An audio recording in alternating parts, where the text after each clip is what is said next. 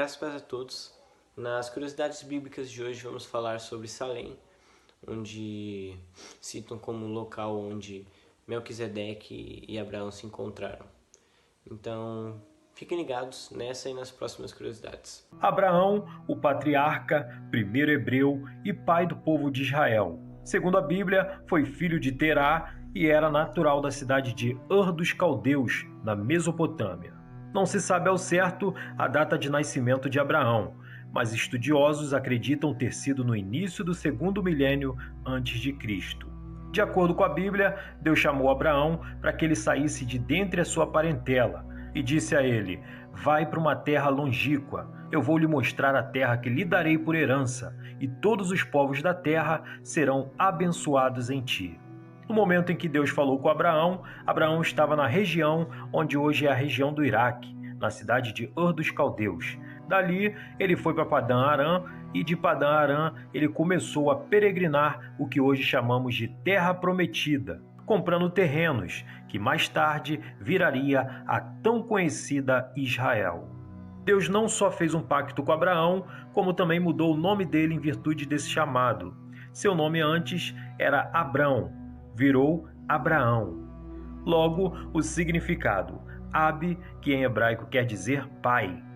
Em árabe, Abu, que quer dizer pai do pai. Ou Abba, que quer dizer paizinho. An significa povo em hebraico. Abram significa pai de um povo. Logo, Abraão significa pai de um grande povo. E por isso, o motivo de Deus lhe dar esse nome, Abraão, pai de um grande povo. Vai para a terra que eu vou te mostrar e te dar por herança. E partindo dali, Abraão seguiu sem exército ou armas, apenas com a fé e confiança no Deus Altíssimo, sendo direcionado às bandas de Canaã, na cidade de Salém, cidade essa que ficava aos pés de um monte que mais tarde seria conhecido como Monte Sião, que também ficava situado ao lado do Monte Moriá, local onde Abraão apresentou seu único filho Isaque a sacrifício a Deus. Por ali já havia um povo, até então desconhecido, mas que adorava ao mesmo Deus de Abraão. Até hoje, pouco se sabe sobre esse povo, quantos eram, quais eram ou como eles tiveram conhecimento do Deus verdadeiro, apenas uma citação bíblica informando que eles já estavam ali. Um homem dentre esse povo chamava-se Melquisedeque, era um rei e ao mesmo tempo um sacerdote, o mesmo reconhecer Abraão como também um adorador do Deus único. O que a Bíblia nos relata em Gênesis capítulo 14 e versículos do 18 ao 20, que diz assim: "E Melquisedeque, rei de Salém, trouxe pão e vinho, e era este sacerdote do Deus Altíssimo, e abençoou-o, e disse: Bendito seja Abrão pelo Deus Altíssimo, o possuidor dos céus e da terra.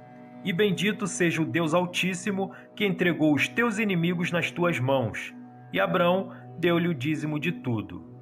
O interessante é que apenas nesse pequeno trecho bíblico é que fala sobre Melquisedeque se encontrando com Abraão. Ele trouxe pão, vinho, ofereceu um sacrifício ao Deus vivo, abençoou Abraão e Abraão lhe deu o dízimo, ou seja, Abraão estava comprando terras e ainda deu a Melquisedeque o seu dízimo. O que pode ser também possível, mesmo sem o relato da Bíblia, que Abraão talvez tenha comprado a própria cidade de Salém, até porque isso era comum naquela época. Mais à frente, a Bíblia nos relata que Deus teria permitido que Josué eliminasse os cananitas. Isso não ocorreu. O que de fato aconteceu foi que a cidade de Canaã há muito tempo já havia sido comprada pelos patriarcas, Abraão, Isaque e Jacó. Ou seja, eles foram comprando extensões de terra e foram expandindo, até que a família de Jacó mais tarde foi parar no Egito. Essas extensões de terra que eles haviam possuídos foram parar nas mãos do povo cananeu.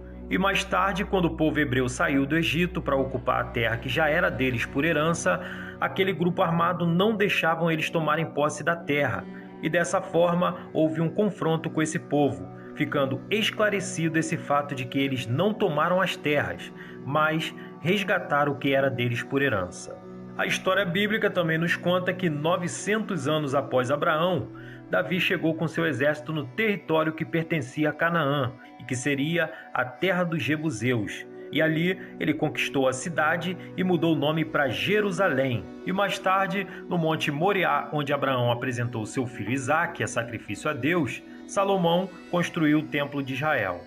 Após milhares de anos e Jerusalém ser destruída pelos romanos, os muçulmanos, por volta de 690 d.C., instalaram ali um santuário islâmico, porque eles acreditam que ali foi o local exato por onde Maomé esteve com a sua jumenta e dali ele subiu aos céus. Ou seja, no local onde um dia foi o Templo de Israel, encontra-se o Domo da Rocha, o Templo de Omar, um templo muçulmano. Ao lado, encontra-se a Mesquita de Al-Aqsa, que em árabe quer dizer esquina. Hoje, infelizmente, Israel não pode ter acesso para examinar o local ou fazer escavações para que pudesse encontrar artefatos ou relíquias históricas nessa plataforma, por se tratar de um local sagrado para os muçulmanos. Ao lado do Templo de Omar e da Mesquita de Al-Aqsa, encontra-se o Monte das Oliveiras, local onde Jesus esteve por várias vezes, até mesmo na noite em que foi traído. Jesus foi orar no Monte das Oliveiras, num jardim chamado Getsêmani. Logo abaixo, encontra-se a antiga fortaleza dos Jebuseus, ou seja, a antiga cidade de Salém. Hoje, essa área de Jerusalém é bastante habitada, o que não impediu arqueólogos, como o israelense Eli Shukron, de fazer escavações no local. Foram feitos túneis onde reforçaram com armações de ferro, para não danificar ou haver desabamentos no local. A cerâmica encontrada ali foi datada de 1800 anos antes de Cristo, ou seja, a mesma época de Abraão. Por lá foram encontrados um objeto de unção, uma prensa de fazer azeite, um lugar de sacrifício de animais, um lugar para fazer pão e um altar com uma pedra fixada nele. Em Gênesis capítulo 28, versículos 18 ao 22, fala algo que pode se encaixar perfeitamente com esse local, que diz assim: Na manhã seguinte, Jacó pegou a pedra que tinha usado como travesseiro, colocou-a de pé como coluna e derramou óleo sobre o seu topo. E deu o nome de Betel àquele lugar, embora a cidade anteriormente se chamasse Luz. Então Jacó fez um voto dizendo: Se Deus estiver comigo, cuidar de mim nesta viagem que estou fazendo, prover-me de comida e roupa e levar-me de volta em segurança à casa de meu pai, então o Senhor será o meu Deus. E esta pedra que hoje coloquei como coluna servirá de santuário de Deus, e de tudo que me deres, certamente te darei o dízimo. A história bíblica também nos faz saber que Jacó teve um sonho profético de anjos que subiam e desciam por uma escada até o trono de Deus. Jacó, maravilhado, e para marcar o local que por ele foi dado o nome a Casa de Deus, ele coloca ali um altar e por cima uma pedra fixada. O local descoberto por Eli Shukron, em Jerusalém, na antiga cidade de Salém, possui as mesmas características do altar erguido por Jacó, o que talvez possa se tratar do mesmo local e do mesmo altar. Sendo assim, fique agora com imagens da descoberta desse local.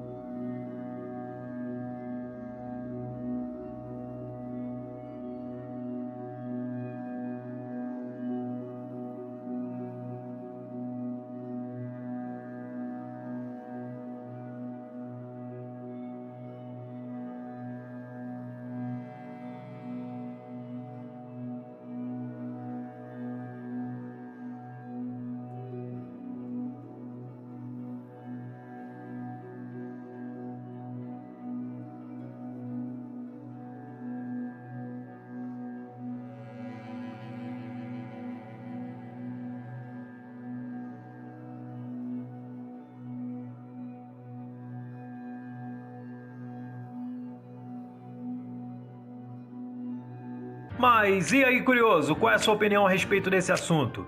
Deixe logo abaixo nos comentários. Não esquece também de deixar o seu like, é muito importante. Compartilhe com os amigos e vamos dividir o conhecimento. Fiquem todos com Deus.